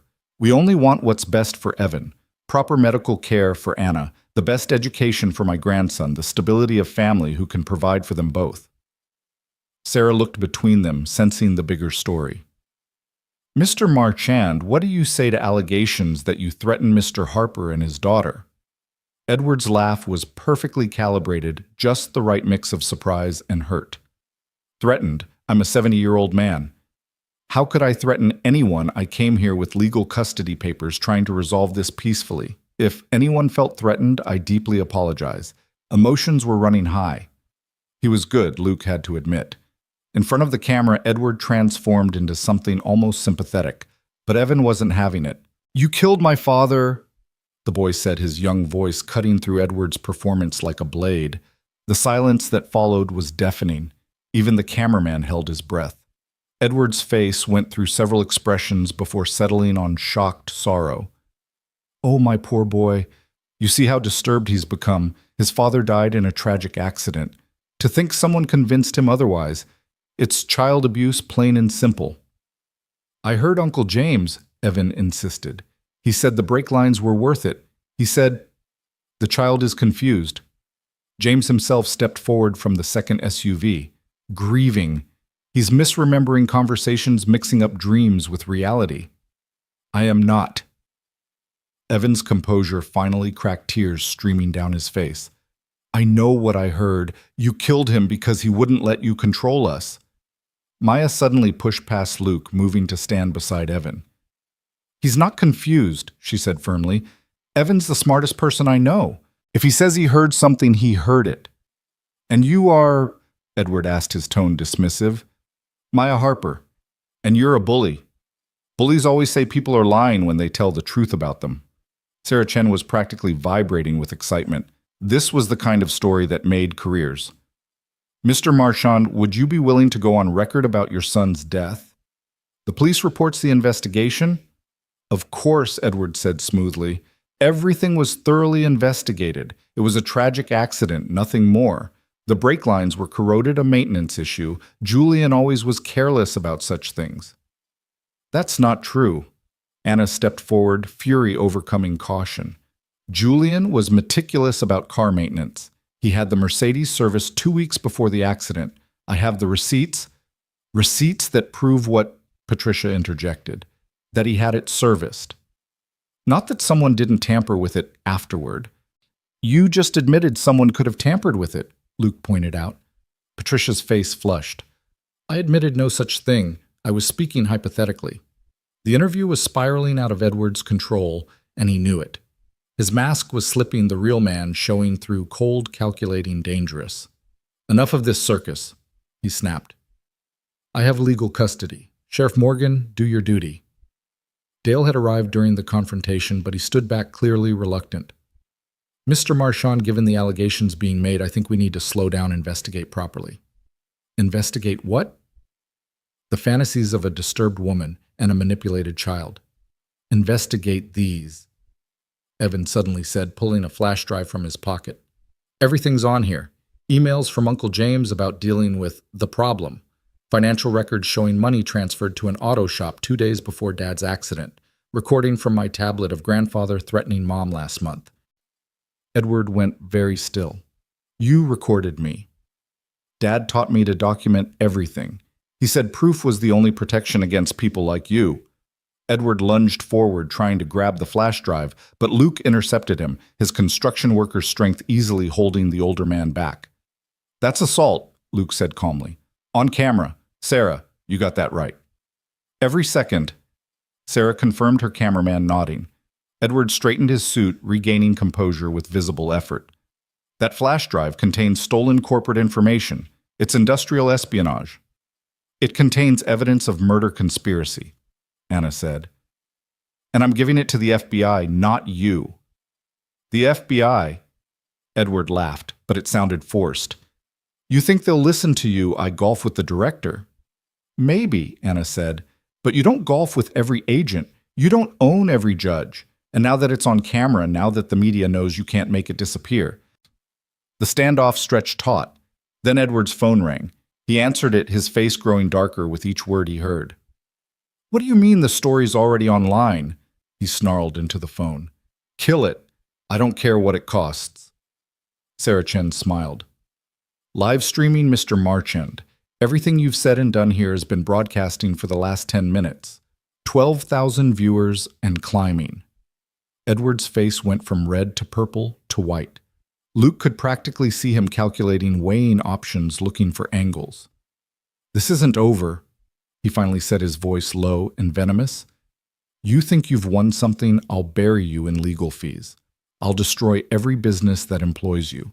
I'll make sure your daughter never gets into a decent school. You've made an enemy you can't afford. Get off my property, sir, Luke said simply. Now. James stepped forward. You're going to regret this, Harper. All of you will. We're not people you cross. Neither are we, Tom Richardson said, appearing with a group of townspeople. They'd been gathering during the confrontation, Luke realized. The mountain community closing ranks again. We're nobody special, old Pete Morrison added. But there's a lot of us nobodies, and we got long memories. Edward looked around at the cameras, the townspeople, his grandson, standing firm beside the Harper girl. For the first time since he'd arrived, he looked genuinely uncertain. 3 days, he said finally. My offer stands for 3 more days. After that, Anna, you'll wish you'd taken it. They left in a spray of gravel and impotent fury. The moment they were gone, Anna collapsed, the strength that had carried her through the confrontation evaporating. Luke caught her, held her while she shook. You did it, he murmured. You stood up to him. We all did, she corrected, looking at Evan and Maya, who stood hand in hand looking far older than their years. Sarah Chen approached carefully. Mrs. Marchand, that flash drive, can I see what's on it? Anna looked at Luke, who nodded. They needed allies, and the media could be powerful ones. They spent the next hour going through the flash drive's contents on Anna's laptop. The evidence was damning, but not conclusive. Suggestive emails, suspicious financial transactions. Edwards recorded threats against Anna, enough to raise questions, but not enough to convict. It's a start, Sarah said. I'll need to verify what I can, but this is huge. The Marchands are pillars of society, if even half of this is true. It's all true, Evan said quietly. My dad knew they were dangerous. He was gathering evidence too. There's more hidden in our house in Vermont in his study. A safe behind the painting of the lighthouse. Anna's eyes widened. Julian never told me about a safe. He told me. Said if anything happened to him, I should tell someone we trusted about it. I trust Luke. The simple statement hit Luke like a physical blow. This brilliant, traumatized child trusted him. It was a responsibility he hadn't asked for but couldn't refuse. Sarah left with promises to dig deeper to keep the story alive. The townspeople gradually dispersed, but not before organizing a more formal watch schedule. The mountain was mobilizing, protecting its own. That evening, as the sun painted the peaks gold and crimson, Luke found himself in the workshop with Evan finally working on that antique clock. The boy's small fingers were surprisingly deft, handling the delicate gears with inherited expertise. My dad loved fixing things, Evan said softly. He said broken things had stories, and fixing them was like giving them new chapters. Your dad sounds like he was a wise man. He was, but he was also sad a lot. The family, the money, it all weighed on him. He used to say he wished he could just disappear, be nobody. Fix clocks and teach children and love my mom without all the rest. Maybe that's what you can do, Luke suggested. Be who your dad wanted to be. Evan considered this, carefully placing a gear. Maybe. But first we have to survive grandfather. We will, Luke said with more confidence than he felt. They worked in companionable silence until Maya burst in excitement, radiating from every pore. Mom's walking, she announced. Without the crutch, Anna's teaching her to paint. They followed her inside to find Anna and Maya at the kitchen table, watercolors spread between them. Anna was indeed standing, weight carefully distributed but crutch-free. Her painting showed the view from the cabin mountains in layers of blue and purple. Maya's was more abstract but full of joy-bright colors that seemed to dance. Look, Daddy, I'm an artist. You certainly are, baby girl. Luke met Anna's eyes over the children's heads. There was something there, a warmth that had nothing to do with gratitude and everything to do with the way their broken pieces seemed to fit together. That night, after the children were asleep, they sat on the porch, despite the cold, wrapped in quilts, and sharing hot chocolate spiked with whiskey from Luke's emergency stash. The story's everywhere, Anna said, checking her phone. 20 million views now. Edward must be apoplectic. Good. But he's also desperate now, and desperate people do dangerous things. I know. She was quiet for a moment. Luke, if something happens to me, nothing's going to happen to you. But if it does, promise me you'll keep Evan safe. You'll raise him like you're raising Maya, with love and kindness and respect for who he is, not what he could be worth. Luke set down his mug and turned to face her fully. Anna, listen to me. Nothing is going to happen to you, because I won't let it. We won't let it. This community, these people, we don't abandon each other. We stand and fight and protect what matters. What if we lose? Then we lose together, but we won't lose because we have something Edward doesn't understand. We have each other. Anna was crying now, silent tears that seemed to carry years of fear and grief. Luke pulled her against him, feeling how perfectly she fit in the circle of his arms. I haven't felt safe since Julian died, she whispered. Until now. Until you. You are safe, Luke murmured into her hair. Both of you. For as long as you need, for as long as you want, you're safe here. They stayed like that, holding each other while the mountains stood witness and the stars emerged one by one. Inside, their children slept peacefully, and below, Bobby Richardson kept watch in his truck. 2 more days, Luke thought. 2 more days of Edward's deadline. But something had shifted today. The battle lines were drawn, but they were not drawn where Edward expected. This wasn't about money or custody or legal documents anymore. This was about community versus corruption. Love versus greed. The power of ordinary people standing together against extraordinary wealth. A car engine echoed up from the valley, and they both tensed. But it was just someone passing through, heading higher into the mountains. The danger wasn't here yet, but it was coming. "Tell me about the safe," Luke said. "The one in Vermont." Anna pulled back to look at him. "I don't even know where to start looking." "Behind the lighthouse painting," Evan said, "in Julian's study. Edward will have people watching the house." "Maybe, but if there's evidence, real evidence that could prove murder, it's 500 miles away. We can't leave now, not with everything happening." Luke was quiet, thinking. Then he pulled out his phone and called Tom Richardson.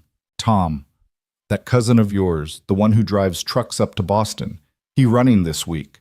20 minutes later, they had a plan. Tom's cousin would drive to Vermont, break into the house if necessary, photograph everything in the safe. It was probably illegal, definitely dangerous, but it was their best shot at finding ammunition against Edward. "Why?" Anna asked after Luke hung up. "Why are all these people helping us?" "Because that's what communities do. And because everyone here has been stepped on by rich people at some point. This is their chance to push back." The wind picked up, rattling the windows, and they went inside. Luke checked all the locks again, made sure the shotgun was loaded, then paused at the bottom of the stairs. "Anna," she turned from where she'd been banking the fire.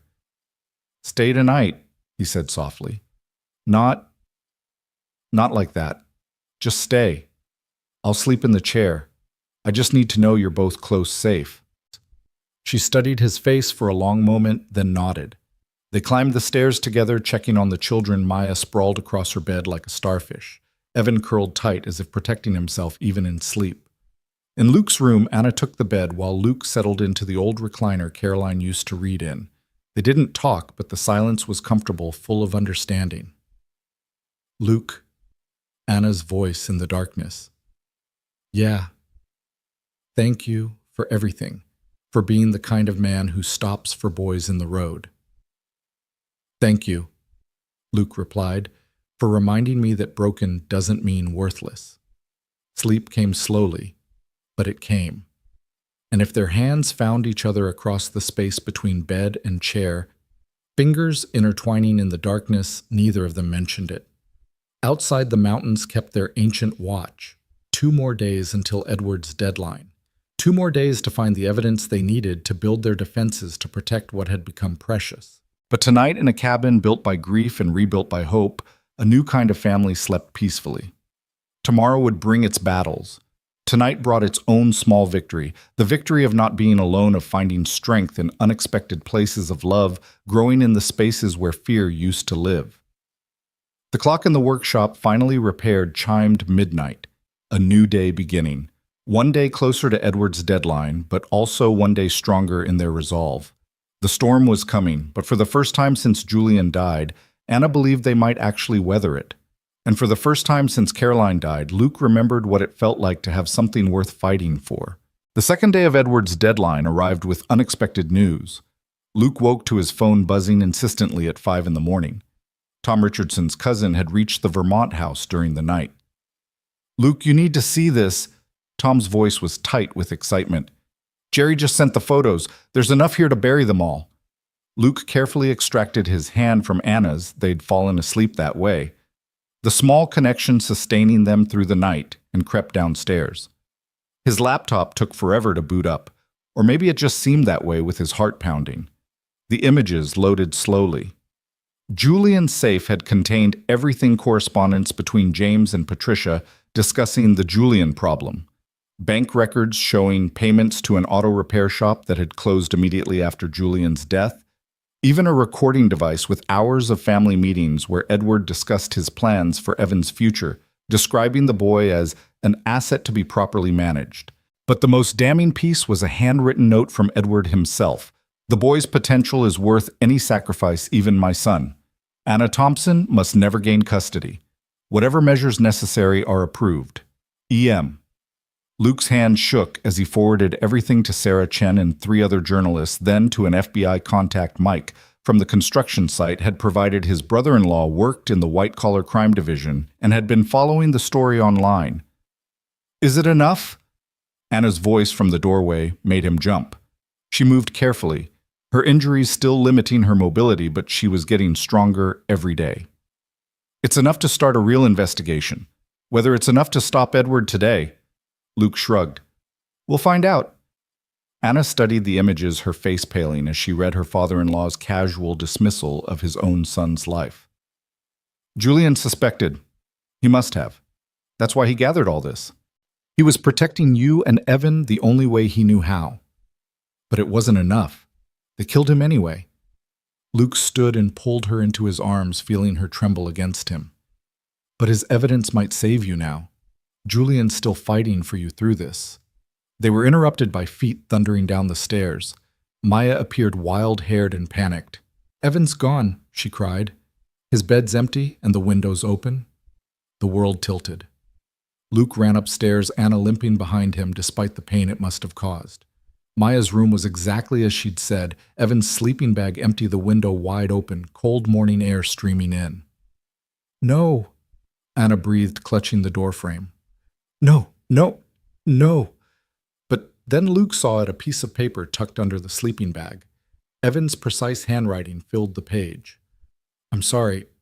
I heard grandfather's men in the woods last night. They're planning something bad for today.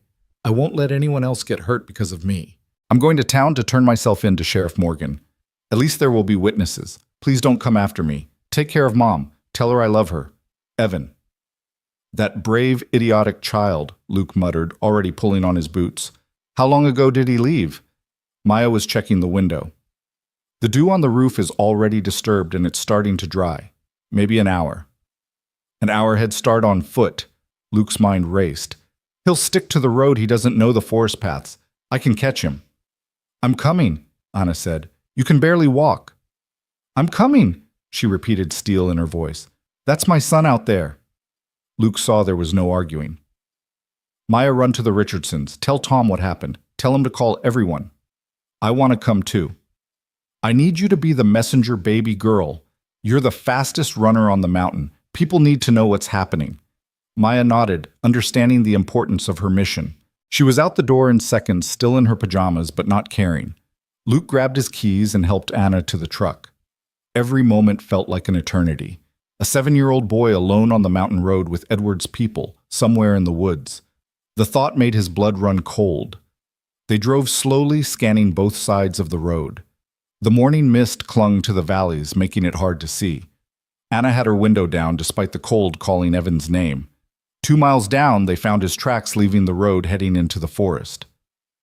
"He must have heard a car coming," Luke said. "Tried to hide." They followed the tracks, Luke supporting Anna over the rough terrain. The trail led deeper into the woods toward the old mining area that had been abandoned for decades. "Evan," Anna called, her voice breaking. "Baby, please, it's safe. Come back." The forest swallowed her words. They pressed on the tracks, becoming harder to follow as the ground grew rockier. Then Luke heard it, a child crying, trying to muffle the sound. They found him huddled in the ruins of an old equipment shed, his feet bloody from running in shoes, not meant for the forest, his face streaked with tears and dirt. "I'm sorry," he sobbed as Anna collapsed beside him, pulling him into her arms. "I'm sorry, I just wanted everyone to be safe." "You brave, foolish boy." Anna wept, holding him so tight Luke worried she might hurt him. "Don't you ever do that again. Ever." "But grandfather is never getting you," Luke said firmly. "Not today, not ever." He helped them both up, Evan limping from his injured feet, Anna limping from her still healing leg. They made a sorry procession back to the truck, but they were together. As they drove back toward the cabin, Luke's phone rang constantly. Tom reporting that the sheriff was looking for them. Sarah Chen saying the FBI wanted to talk to Anna immediately. Mike saying there were federal agents at the construction site asking about Luke, but it was the call from Linda that stopped his blood. "Luke, there's smoke coming from your cabin. The fire department's on the way," but he floored it, taking the turns at dangerous speeds. They crested the final hill to see flames licking from the workshop windows, smoke billowing into the morning sky. But the main cabin seemed untouched, and there was Maya safe with the Richardsons at the edge of the yard. Luke barely had the truck stopped before he was running to his daughter, scooping her up, feeling her heartbeat against his chest. "I'm okay, Daddy," she said. "I saw the men leaving when I got back from the Richardsons. They didn't see me. I hid in the old oak until they left." The fire department arrived quickly, containing the workshop fire, but the damage was done. All of Luke's tools, his projects, the antique clock he and Evan had just repaired, gone. "This was arson," the fire chief told Dale Morgan, who'd arrived with lights and sirens. "Accelerant everywhere. Professional job." Dale looked grim. "Luke, I've got federal agents wanting to talk to all of you, and Edward Marchand just filed charges against you for kidnapping and custodial interference." "Of course he did," Luke said tiredly, "after he burned down my workshop. Can't prove that. His people have alibis. They were all at a prayer breakfast in town very publicly when this happened." Anna stepped forward, Evan's hand in hers. "We'll talk to the federal agents. We have evidence of conspiracy to commit murder." The rest of the morning became a blur of official vehicles and questions. FBI agents set up in Luke's living room, going through the evidence from Julian's safe, taking statements from everyone, including Maya, who solemnly told them about the mean grandfather who made everyone cry. Edward arrived at noon with a phalanx of lawyers demanding Evan be released to him immediately. But the lead FBI agent, a no-nonsense woman named Director Harrison, shut him down. "Mr. Marchand, you're currently under federal investigation for conspiracy murder for hire and witness intimidation. I'd suggest you stop talking before you incriminate yourself further." Edward's face went purple. "This is ridiculous. I'm calling the Attorney General." "You do that?" Director Harrison said calmly. "He's the one who authorized this investigation." The shock on Edward's face was almost worth everything they'd been through. Almost. "The boy is still my grandson. I have legal custody, which is being reviewed in light of new evidence," Judge Matthews said, arriving with more officials. Luke recognized him from town, one of the few judges who'd never been photographed at Edward's fundraisers. "An emergency hearing has been scheduled for tomorrow. Until then, Evan remains where he is." "This is a conspiracy," Patricia shrieked. "You're all in on it. Some hillbilly and a gold-digging whore turned my father against us." "Ma'am, I'd advise you to stop talking," Director Harrison interrupted. "You're also under investigation." James stepped forward, his facade finally cracking completely. "You can't prove anything. Those documents could be forged. The recordings could be faked." "Then you won't mind us examining your financial records?" Director Harrison asked. "Your phone records, your emails." The family lawyer whispered urgently in James's ear, and he fell silent. Edward stood there looking suddenly old and diminished. His empire was crumbling, his careful control shattered. He looked at Evan with something that might have been genuine longing. "I only wanted what was best for you," he told his grandson. "You're special. You could be anything, run everything. I wanted to give you the world."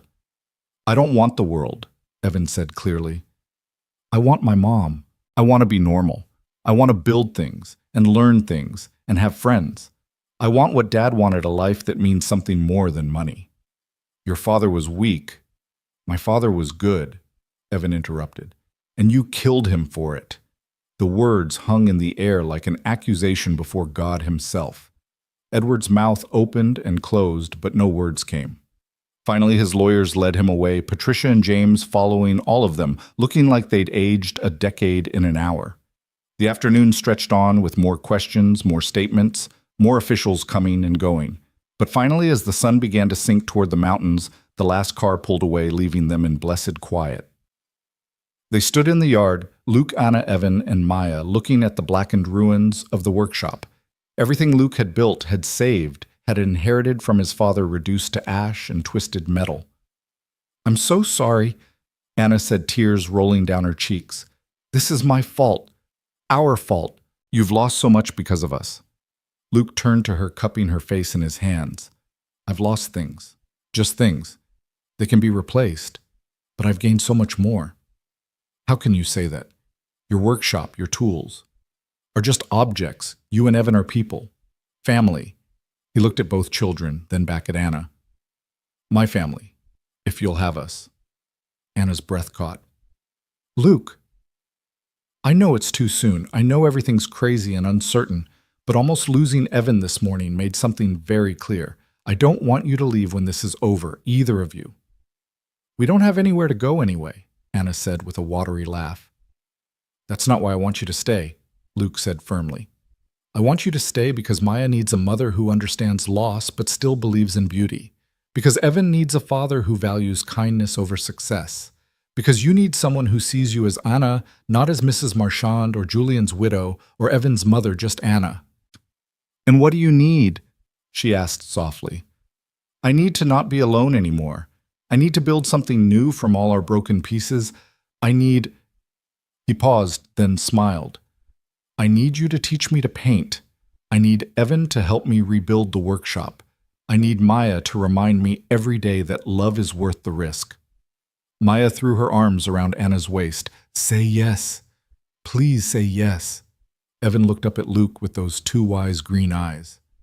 "You'd really want us even after everything." Luke knelt down to Evan's level. "Especially after everything. You know why? Because you stood in that road ready to die for your mom. Because you ran away this morning trying to protect us. Because you're brave and brilliant, and you deserve a dad who's proud of you every single day." Evan's composure finally cracked completely. He threw himself at Luke, sobbing into his shoulder. Luke held him tight, feeling the boy's thin body shake with released emotion. "Yes," Anna whispered. "Yes to all of it." They stood there in the ruins of the workshop, holding each other as the sun painted the mountains gold. Tomorrow would bring the custody hearing, more investigations, probably more threats from Edward's lawyers. But right now, in this moment, they were together. Tom Richardson's truck pulled up, followed by others. The community had come again, but this time with lumber and tools. "Heard you need a new workshop," Tom said simply. "Figured we'd get started on it." "I can't pay," Luke started. "Nobody asked you to," Old Pete interrupted. "You stood up for what's right. We stand up for you. That's how it works." They worked until dark, clearing the debris, laying out plans for a new workshop. Anna and Maya made sandwiches and coffee, keeping everyone fed. Evan, despite his injured feet, insisted on helping, his quick mind already improving on Luke's original design. That night, after everyone had gone home and the children were asleep, Luke and Anna sat on the porch. The smell of smoke still lingered, but underneath it was the scent of fresh lumber of new beginnings. "The hearing tomorrow," Anna said quietly. "What if Edward somehow wins?" "Then we run," Luke said simply. "All of us. Together. We get in the truck and we drive until we find somewhere he can't reach." "You'd give up everything. Your home, your job, your life here." "This isn't my life anymore. You are. The kids are. Home is wherever we're together." Anna leaned into him and he wrapped his arm around her. "Julian would have liked you," she said. "He would have been grateful that you're here for Evan. I hope I can be half the father to him that he deserved. You already are. Did you see his face when you called him family? That's all he's wanted since Julian died, to belong somewhere, to be wanted for himself." "What about you?" Luke asked. "What do you want?" Anna was quiet for a long moment. "I want to wake up without fear. I want to watch our children grow up together. I want to paint mountains and teach kindergarten, and maybe someday not feel guilty for being happy again." "Julian wouldn't want you to feel guilty." "No," she agreed. "He'd want me to be happy. He'd want Evan safe and loved. He'd probably even approve of you, a man who values character over cash." They sat in comfortable silence, watching stars emerge one by one.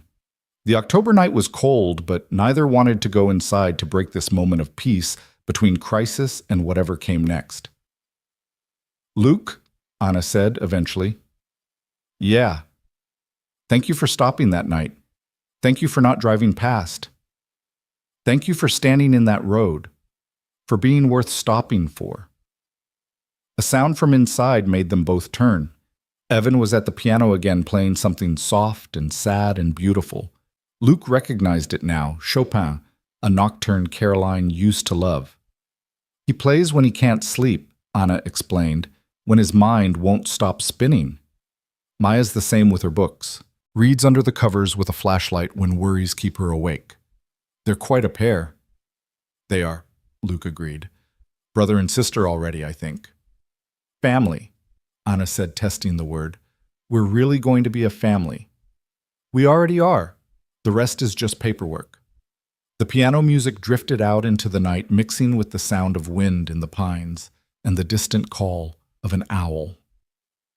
Luke thought about Julian gathering evidence to protect his family, even as danger closed in.